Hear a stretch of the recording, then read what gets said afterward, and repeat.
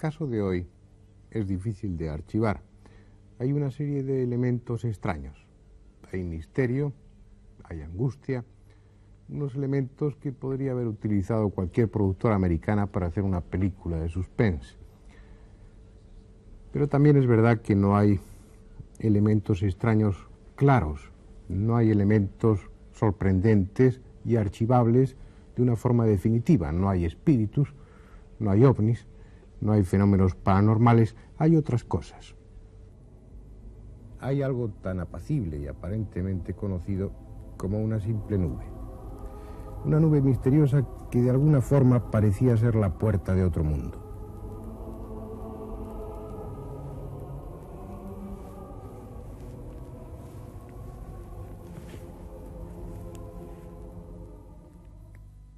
Una serie de circunstancias aparentemente normales.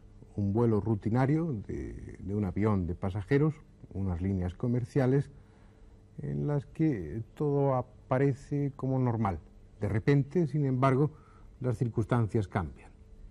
Algo sucede, algo extraño, algo insólito e inexplicable que de alguna manera nos recuerda toda una serie de casos contados a propósito del Triángulo de las Bermudas, con una diferencia.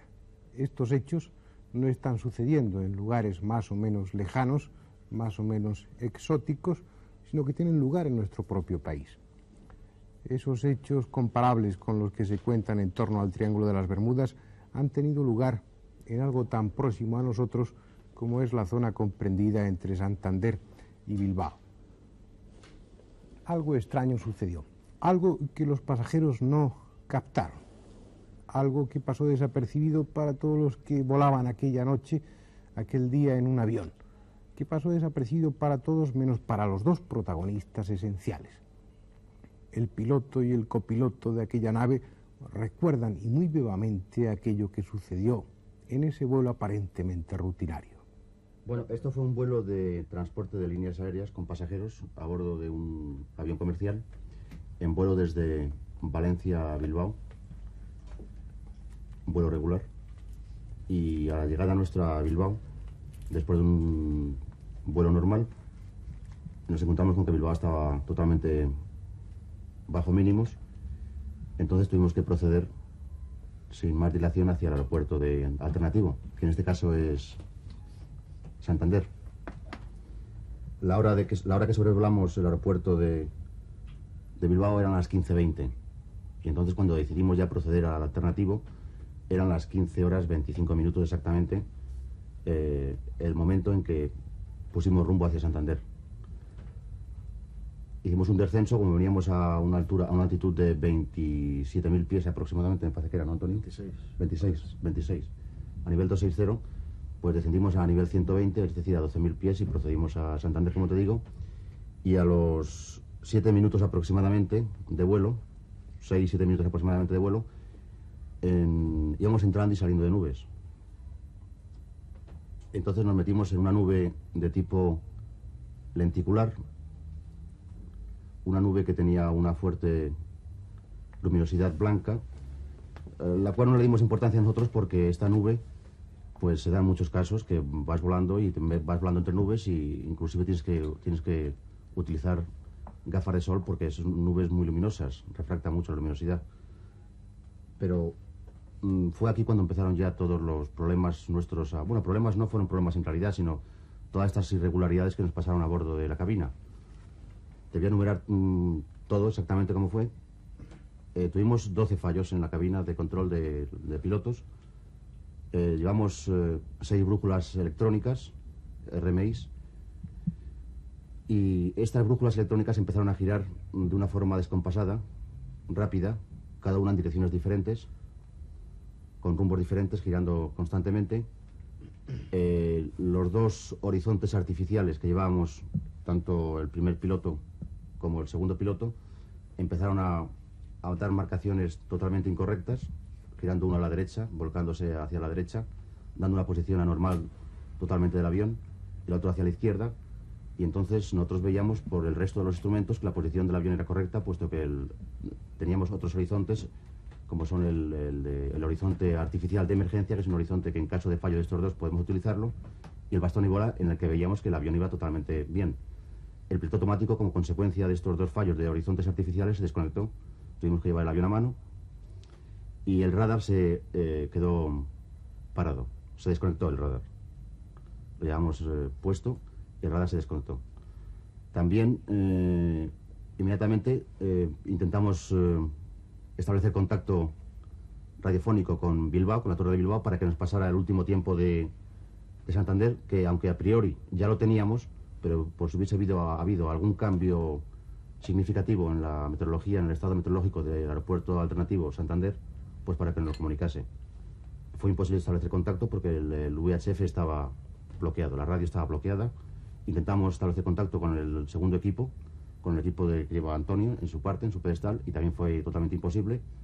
Entonces, pensando en que íbamos a lo mejor ya alejados de Bilbao, en rumbo a Santander, rumbo 291 grados, creo recordar que era, y que no nos oían por eso, aunque era muy extraño porque la forma de transmitir nuestra, aunque no nos oigan, nosotros vemos cuando estamos transmitiendo porque oímos la onda portadora por los micrófonos nuestros o bien por los auriculares.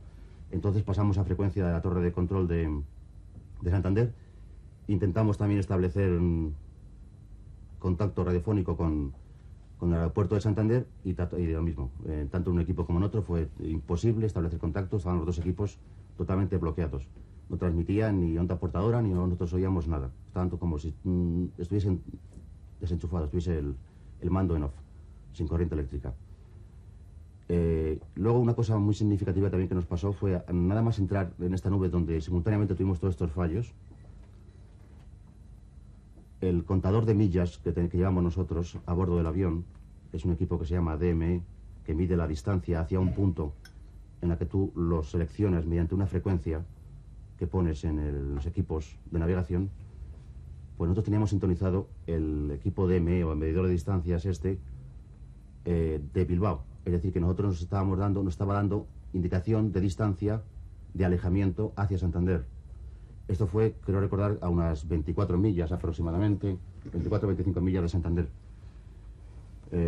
Inmediatamente que pasó todas estas cosas, como te digo, simultáneamente el DME empezó a marcar al revés y entonces las millas empezaron a funcionar en acercamiento hacia Bilbao en vez de en alejamiento de Bilbao hacia Santander como íbamos. No sé si me explico bien.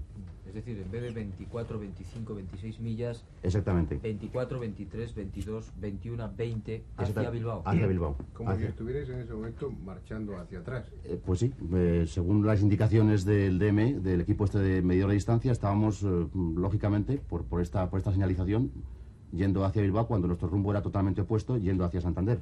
Incluso dio el paso en Bilbao. Y dio el paso en Bilbao en dirección a Pamplona, o sea, en dirección contraria. Es decir, que llegasteis a rebasar Bilbao hacia atrás. Sí. O sea, sobrevolar Bilbao 10 millas atrás. y ir hacia atrás, hacia Pamplona. Sí, efectivamente. Unas 10 millas aproximadamente, Marco. Todas estas anormalidades duraron aproximadamente unos 7 minutos. 6 o 7 minutos. Entonces... Perdona, Carlos. Sí. Siempre dentro de la nube. Siempre dentro de la nube, sí. Una nube bastante luminosa, la cual, repito, no le damos importancia porque en muchas ocasiones se da el caso de nubes fuertes de luminosidad, ya que tienes que utilizar las gafas de sol, ¿no? Entonces, durante estos 6 minutos o 7, soy totalmente consciente, tanto yo como Antonio, no tenemos ninguna laguna en nuestra imaginación, en nuestra memoria, y sabemos que estuvimos efectuando todos los chequeos correspondientes para ver de dónde podían provenir estas anomalías. Eso es muy importante. En el panel que lleváis vosotros de instrumentación saltaron las famosas banderas o las señales que detectan una anomalía. Bueno, saltaron las de los horizontes artificiales, que saltan las banderas y se ponen, ya te digo que se pusieron dando marcaciones totalmente incorrectas, tanto un horizonte artificial como el otro. Los dos, llevamos dos horizontes artificiales, aparte del de emergencia, que fue un chiquitito con el que nos fijamos para ver la posición correcta del avión. Pero vamos, en cuanto si tuviésemos un fallo en cualquier fuente de energía eléctrica, por el cual puede estar secundado estas averías que te digo, tanto de RMIs como de brújulas electrónicas, como de radar, como de los VHFs, como de... ¿qué era el otro que te había dicho? Radar. el radar, si el UHF, si las brújulas electromagnéticas, electrónicas, pues inmediatamente tendríamos una luz arriba que nos indicaría fallo de energía eléctrica y entonces iríamos al panel de instrumentos, veríamos en el panel de instrumentos, localizaríamos exactamente la avería de donde venía. Podría venir de un generador, de un alternador, de un transformador rectificador, de un inversor, porque también se enciende otra luz para darte la localización exacta del punto donde viene la avería esta. Aunque hay una general que te indica que hay fallo eléctrico, luego tú lo localizas mediante otra luz, este fallo. Esta luz que te digo yo, grande, general, se enciende, al mismo tiempo suena un aviso sonoro, una especie de campana, monogolpe, para el caso de que vayas mirando para abajo en ese momento, pues aunque no veas la luz que se enciende, oigas el ruido y inmediatamente mires hacia el panel este de fallos y veas enseguida en el punto de localización qué es lo que está fallando. Estuvimos chequeando tanto los generadores, inversores como transformadores, rectificadores, alternadores y toda la salida de corriente era correcta, los voltajes, los amperajes eran totalmente correctos. Entonces nos explicábamos por qué podía venir toda esta simultaneidad de fallos tan general. Vamos a hacer ese balance. Nos encontramos con un avión de pasajeros en unas circunstancias aparentemente normales. Viene de Valencia con destino a Bilbao. Se encuentra en el aeropuerto de Bilbao en unas condiciones mínimas, bajo mínimas, que es algo muy frecuente en este aeropuerto. Algo que aparentemente no tiene importancia. Los pilotos, el comandante y el copiloto, deciden en ese momento ir al aeropuerto alternativo, que es Santander. Iban a 26.000 pies de altura, descienden a 12.000 pies. Y se plantea un vuelo sin problemas de unos cuantos minutos que ellos emprenden en circunstancias normales. Al poco tiempo, a los 6 o 7 minutos, entran en una nube lenticular. Es justamente al entrar en esta nube cuando de repente empiezan a fallar los instrumentos. Fallan 6 brújulas electrónicas, fallan los 2 horizontes artificiales, falla el radar, falla el piloto automático y los 2 aparatos de radio, tanto el del comandante como el del copiloto, dejan de funcionar. Sin embargo, el equipo eléctrico del avión sigue funcionando. Ellos siguen gobernando el aparato, guiados por la brújula de agua y por los elementos visuales. El piloto automático ha fallado, ellos tienen que llevar el avión a mano. No hay duda de que estaban siguiendo el rumbo correcto. Sin embargo, hay un detalle importante. Ese medidor de distancia del que hablaba el comandante hace unos minutos empieza a marcar hacia atrás, como si el avión, en vez de seguir la trayectoria que llevaba, hubiera empezado a retroceder. Toda una serie de circunstancias absolutamente anormales, como ellos contaban y seguirán contando, en un vuelo que se planteaba en unas circunstancias totalmente convencionales. Una serie de hechos que al entrar en esa nube empezaron a suceder. Una serie de hechos que tienen un desenlace totalmente misterioso, totalmente inexplicable, como ustedes van a ver. En 7 minutos aproximadamente estuvimos volando en esta nube, en estas condiciones, fijándonos y llevando la navegación mediante la brújula de agua, una brújula que llamamos que se llama Cristóbal Colón, ¿no? Bueno, bitácora. La bitácora, brújula de bitácora que va en el centro del panel de instrumentos, porque como no teníamos indicación de rumbo, pues vamos manteniendo el rumbo mediante la brújula esta de agua. Entonces hicimos, para salir de esta nube, pusimos rumbo hacia el norte, para que en caso de que el avión tomase una posición anormal, pues que nos pillase lo más alejado de las montañas que estábamos sobrevolando en ese momento. Sí, eso es interesante. Vosotros habéis dicho que efectivamente toda la instrumentación falla, o casi toda la fundamental. Entonces, no cabría la posibilidad de que hubierais estado haciendo círculos. Es decir, ¿cómo sabéis que estabais sosteniendo el rumbo Santander? Por la brújula de bitácora. Por la brújula de bitácora. Es decir, vosotros sosteníais el rumbo Santander, no estabais Bien, haciendo círculos. hasta que, como te digo, pusimos rumbo norte, rumbo 360 grados, para salir de la zona orográfica del terreno, de las montañas estas, y dirigirnos al mar para, en caso de que el avión tuviese un fallo también de horizonte artificial y no tuviésemos... O de altímetro. O de altímetro y no tuviésemos indicación de posición del avión, pues que nos pillase sin montañas debajo. Carlos, esto es fundamental por el tema del tiempo que tocaremos después. Insisto en lo que decía Juanjo. En ningún momento dejaste de tener control sobre la dirección que llevaba el aparato, hasta ese momento en el que decidiste salir de la nube.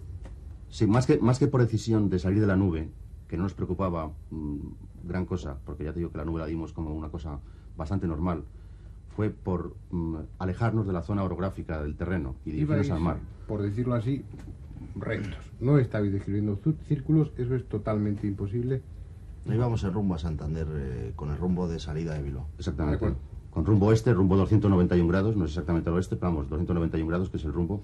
En la brújula de bitácora no puedes fijar exactamente los 291 grados, pero vamos, el rumbo era oeste. Ibais hacia un punto determinado, recto, ibais recto. Recto. Y llegamos al momento en que decidís salir de la nube por las montañas y por... Exacto. No es por decisión de salir de la nube, sino por seguridad.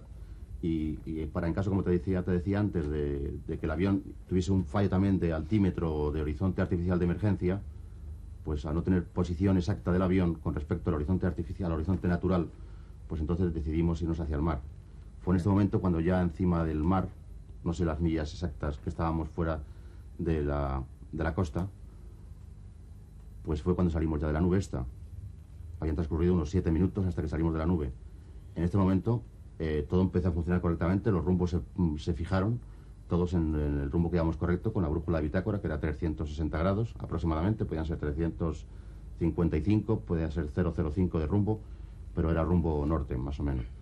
Y fue en este momento cuando, al salir de la nube, todo empezó a funcionar correctamente, tanto las brújulas magnéticas, las 6 brújulas magnéticas, como los 2 VHFs ya empezaron a emitir. Yo oía a un avión, un Fokker de la compañía nuestra, un Fokker de la compañía nuestra. Es decir, entonces, durante el tiempo que habíais estado dentro de la nube, esos 7 minutos aproximadamente, nadie os escuchaba desde las torres, ni vosotros escuchabais a las torres. Nos estuvieron haciendo llamadas de Santander. Exactamente, sí. Nos Sí, estuvieron llamando a Santander, pero... contabais incluso que eran llamadas alarmantes, es decir, vamos, porque las estaban torres preocupados. estaban... No eran llamadas alarmantes, eran llamadas, claro, cuando una aeronave no contesta, pues entonces el controlador siempre continúa haciendo llamadas, porque puede estar con la frecuencia bloqueada, puede ocurrir pues diferentes casos en que en ese momento no pueda estar el piloto a la escucha. Entonces el controlador hace varias llamadas hasta que logra contactar con esta aeronave. Fue el caso nuestro de Santander, que estaba llamando el controlador insistentemente para darnos el tiempo meteorológico de Santander, porque ya le había pasado Bilbao la referencia que nosotros procedíamos al alternativo. Entonces él ya está preparado para, en cuanto tenga contacto con nosotros, inmediatamente pasarnos el tiempo, que es lo que más tenemos en cuenta en esos momentos. Perdona, la duda que le caía, que tenía el controlador de Santander, era que tenía que recibirnos a nosotros, puesto que íbamos más altos y además mucho más cerca de la estación de Santander que el Fokker, que estaba mucho más alejado y además le estaba recibiendo. Entonces la duda que tenía era esa, que como el Fokker, yendo más bajo y mucho más lejos, le recibía, y nosotros, que teníamos que estar prácticamente encima de Santander, no nos recibía. No recibía. Por eso nos llamaba más insistentemente. Llegamos al punto en el que tomáis rumbo norte para alejaros de las montañas. Al tomar rumbo norte salís de la nube. Al salir de la nube los instrumentos empiezan a funcionar normalmente. Sí. ¿Qué pasó entonces? Pues empezó a funcionar también el medidor de distancias, el DME, y cuál sería nuestra sorpresa cuando empezamos a ver en la ventanita de indicadora de distancia que estábamos a 24 millas de Bilbao. Exactamente la distancia en que nos pasó todo esto. ¿Por qué os sorprendía eso? ¿Por qué era...? Me sorprendía porque pensaba yo que después de volar 7 minutos pues estaríamos más cerca de Santander. Habríamos inclusive. pasado Santander. Y... A la velocidad a la que ibais vosotros, que creo recordar eran 300 nudos. Sí, 300 nudos. O sea, ¿en kilómetros por hora? 600 kilómetros por hora podría ser. Sí, aproximadamente. A nivel ese que volamos, sí. 7 un minutos. poquito menos. 7 minutos. ¿Cuántos kilómetros habrían sido en total? ¿Cuántas Calcula millas? 5 millas por minuto. 5 millas por minuto, 35 millas. Habríamos pasado Santander ya en dirección a Asturias. Porque O sea, siempre... hubierais estado en Asturias. Sí. Habríamos pasado Santander ya en dirección No, a Asturias. llegar a Asturias no, porque esto fue a las 24 millas fue cuando nos empezó a pasar esto. Entonces más 35 serían 59 millas. Santander está de Bilbao a 42 millas. O sea que habríamos rebasado Santander, estaríamos allá camino de Asturias. Camino de Asturias. Teóricamente, vamos. Y sin embargo, al comprobar que los instrumentos funcionaban, os disteis cuenta de que estabais prácticamente en el mismo sitio. Bueno, eso lo comprobamos. En el cuentamillas que cuando entrasteis en la nube. Bueno, existe el ángulo desde el vértice, que es la emisora que emite la distancia. Aquí hay 24 millas y aquí hay otras 24. No estamos en el mismo punto, pero sí en el mismo radial de distancia sobre la estación que nos estaba emitiendo la distancia, en este caso, que era Bilbao. Como a nosotros nos extrañó mucho la distancia esta, que fuese la misma, entonces con los instrumentos de navegación que tenemos, comprobamos a base de radiales de otras estaciones que puedes hallar el punto donde tú te encuentras.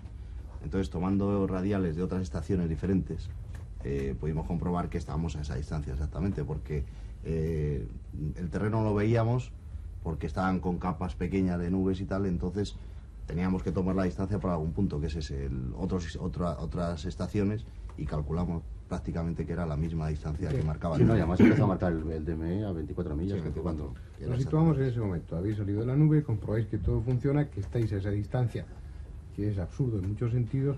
¿Qué hicisteis? Pues nada, proceder ya normalmente hacia el aeropuerto. Y como todo funcionaba correctamente, entonces pusimos conocimiento de los mecánicos de tierra, lo que había pasado, que habíamos tenido un fallo eléctrico en el que todos los instrumentos estos habían fallado, y estuvieron mirándolo y vieron que iba todo bien. Pues exactamente no pasó nada más. De Santander volvimos a Bilbao cuando Bilbao ya se puso bien y todo fue correctamente. Carlos, hay un punto que me interesa.